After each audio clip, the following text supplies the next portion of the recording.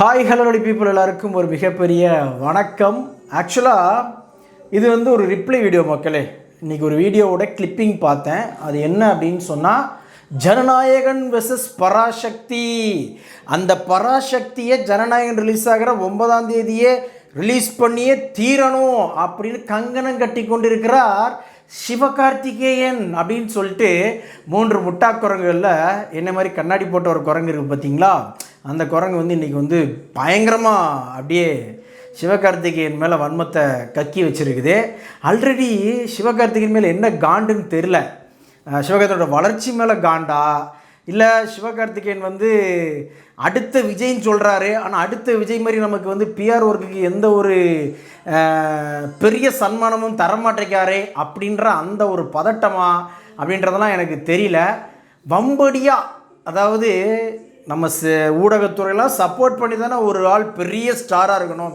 நம்ம சப்போர்ட்டே இல்லாமல் மக்கள் சப்போர்ட்டோடு அவன் வந்தால் அப்போ நமக்கு என்ன மரியாதை இருக்குது அப்படின்ற அந்த வைத்தறிச்சல் வன்மத்தோடையே அலைஞ்சிட்ருக்கிற 3 முட்டா குரங்குகள். மற்ற ரெண்டையும் விட்டுருங்க, இந்த சென்டர் குரங்கு இருக்குது பாருங்கள். இதுக்கு பல வீடியோ உதாரணம் இருக்குது. நீங்கள் பல கிளிப்பிங்ஸை பார்த்தீங்க அப்படின்னாலே தெரியும். அப்படியே ஏதோ சிவகார்த்திகேயன் ஒன்றுமே இல்லாமல் திருதுப்புன்னு முளைச்சி மேலே வந்த மாதிரி. அந்த மனுஷனும் கிட்டத்தட்ட சினிமாவில் 10-12 வருஷம் ஆச்சு. அதுக்கு முன்னாடி பார்த்தீங்க அப்படின்னு சொன்னால், நம்ம சின்ன திரையில் எத்தனை வருஷம் என்னெல்லாம் வேலை பார்த்துருக்காரு அப்படின்றது எல்லாருக்குமே தெரியும். அங்கெல்லாம் ஜெயிச்சு இப்போ நிறைய பேர் சொல்லிட்டு இருக்காங்க இல்லையா, அரசியலில் நாங்கள் எல்லா மக்களுடைய எல்லா வீட்டுக்கும் போய்கிட்டு தான் இப்போ நாங்கள் அரசியலுக்கே வந்திருக்கோம் அப்படின்ட்டு. அதேமாதிரி அப்போவே சிவகார்த்திகேயன் எல்லார் வீட்டுக்குள்ளேயும் நம்ம வீட்டு பிள்ளையாக மாறி அதுக்கப்புறமா தான் பெரிய திரையிலேயே கால் வச்சார். சும்மா இஷ்டத்துக்கு நம்ம மக்களும் ஒருத்தர் மேலே ஒரு அன்பை வச்சிட மாட்டாங்க. அதாவது எனக்கு என்ன தோணுதுன்னா, எஸ்கேக்கு முன்னாடி இங்கே தமிழ் சினிமாவில் பல பேர் இன்னும் அவர் வாங்குகிற சம்பளத்துக்கு கிட்ட கூட வரலையே. அவங்க படங்கள்லாம் இவருடைய படத்துடைய கலெக்ஷனுக்கு கிட்ட பாதி கூட இன்னும் வரலையே. அந்த ஒரு வைத்தறிச்சலில் சார் கொஞ்சம் அப்படியே நாங்கள் சில்லறையை சதறி விடுறோம், நீங்கள் பாட்டுக்கு அப்படின்னு சொல்கிற மாதிரி எனக்கு பர்சனலாக ஃபீல் ஆகுது. ரொம்ப சங்கடங்க. எந்த ஒரு சினிமா பின்புலமும் இல்லாமல் அவருடைய திறமையை சின்ன திரையில் காமிச்சு அங்கே பல பேரோட கைத்தட்டல்களை வாங்கி, அந்த கைத்தட்டலுக்கு பின்னாடி எத்தனை அவமானம் எத்தனை கிளிமானம் எல்லாம் வாங்கி இப்படி ஒரு லெவலுக்கு வந்திருக்காருன்னா, அந்த மனுஷனை முடிஞ்ச அளவுக்கு நீ தூக்கி விட பார்க்கணும். அட்லீஸ்ட் தூக்கியாவது விடலைன்னா தட்டியாவது விடாமல் இருக்கணும், காலவாரியாவது விடாமல் இருக்கணும். அதை விட்டு இஷ்ட கூந்தலுக்கு நீங்கள் பாட்டுக்கு அடிச்சு விட்டுருந்தீங்கன்னா சரி ரைட். நான் இன்னொன்று கேட்குறேன்ப்பா, ஏன் விஜய் படம் ரிலீஸ் ஆகிற படம் அதே அன்னைக்கு வேறு நடிகருடைய படங்கள் வரவே கூடாதா? அது என்ன எழுதப்படாத விதியா? அந்த படம் ஓடுது ஓடலை அதை பற்றி அவங்கள கவலைப்படணும்.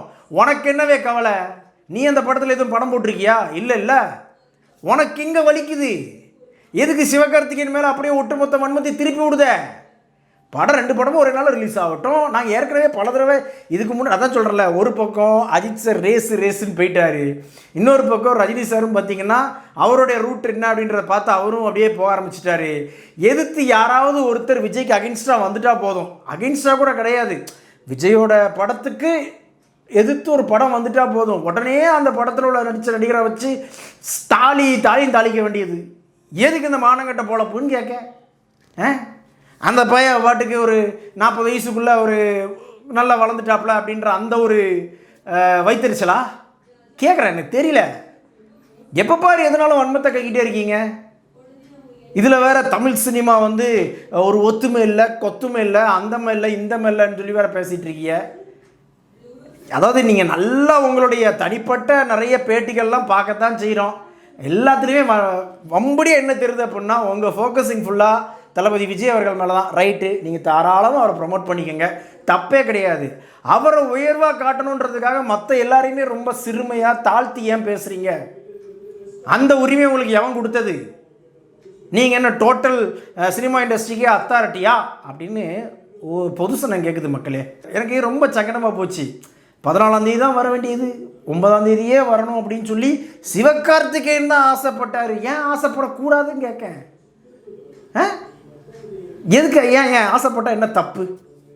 நான் அப்படி வரேன். எல்லாம் நீங்கள் தான்.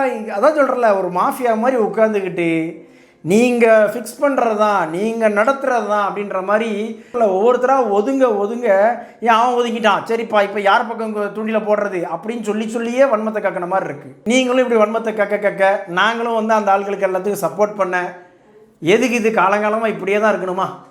கொஞ்சம் கூட ஒரு அந்த நியாயம் அப்படின்றதுக்குள்ளே வரவே மாட்டிங்களா அப்படின்றதான் என்னுடைய பாயிண்ட்டு. சரிங்களா? பேசுங்க, தப்பு கிடையாது. ஆனால் அதுக்காக வம்படியாக ஒட்டுமொத்தமாக எல்லாருமே வந்து ஒரு நடிகரை வந்து இகழ்ந்து பேசணும், அவரை தப்பாக மற்றவங்க மத்தியில், அதாவது ரசிகர்களை விட்டுருங்க, ஜென்ரல் ஆடியன்ஸ் மத்தியிலையும் ஒரு கெட்டவனாக வந்து ப்ரொஜெக்ட் பண்ணணும் அப்படின்ற அந்த ஒரு ஈனத்தனமான வேலையை எதுக்கு பண்ணுறீங்க அப்படின்றது தான் என்னுடைய பாயிண்ட் ஆஃப் வியூ. காசு கொடுத்தா ஒரு பேச்சு, காசு கொடுக்காட்டி ஒரு பேச்சு அப்படின்ற மாதிரி தானே பேசுகிறீங்க. ஒரே மாதிரி பேசுங்க, காசு வாங்கினாலும் சரி காசு வாங்காட்டியும் சரி ஒரே மாதிரி பேசி பழகுங்க. ஓகேவா? இது ரொம்ப தப்பான செயலாக எனக்கு தெரிஞ்சுது. அதாவது ஒரு 50 படம் 60 படம் நடித்து ஒருத்தரை வந்து நீங்கள் வந்து இதை மாதிரி பேஷ் பண்ணிங்கன்னா கூட கொஞ்சம் ஆப்பா அப்படின்னு சொல்லி இது பண்ணுவாப்புல. இப்போ தான் 25வது படமே வந்திருக்கு, அதுக்குள்ளே ஏன் போட்டு புண்ணாக்கி ரணமாக்கி அதில் ஒரு அந்த வேதனையில் வந்து நீங்கள் ஏன் சுகம் காண்றீங்க அப்படின்ற மாதிரி தான் எனக்கு பர்சனலாக தோணுச்சு. அதுவும் நம்ம கண்ணாடி போட்ட அண்ணாச்சி, நான் என்ன சொல்லலை, அந்த அண்ணாச்சியை சொல்கிறேன். எப்போ பாரு முன்னாடிலாம் வந்து ஃபுல் டைம் டியூட்டி வந்து ரஜினி சாருக்கும் அஜித் சாருக்கும் அகைன்ஸ்டாக இருந்தீங்க. இப்போ இன்னும் ஒரே எஸ்கே பக்கம் திரும்பிட்டீங்க. இன்னொரு பக்கம் பார்த்தீங்கன்னா கவினை போட்டு அடிக்கிங்க. ஒருத்தரை விடாமல் இப்போ வளர்ந்து வர எல்லாரையுமே போட்டு அடிச்சிங்க அப்படின்னு சொன்னால் இதில் வேறு அப்பப்போ புலம்பிக்கிறீங்க. தமிழ் சினிமாவில் வந்து இளம் நாயகர்களே இல்லை அப்படின்னு வேறு புலம்பிக்கிறீங்க.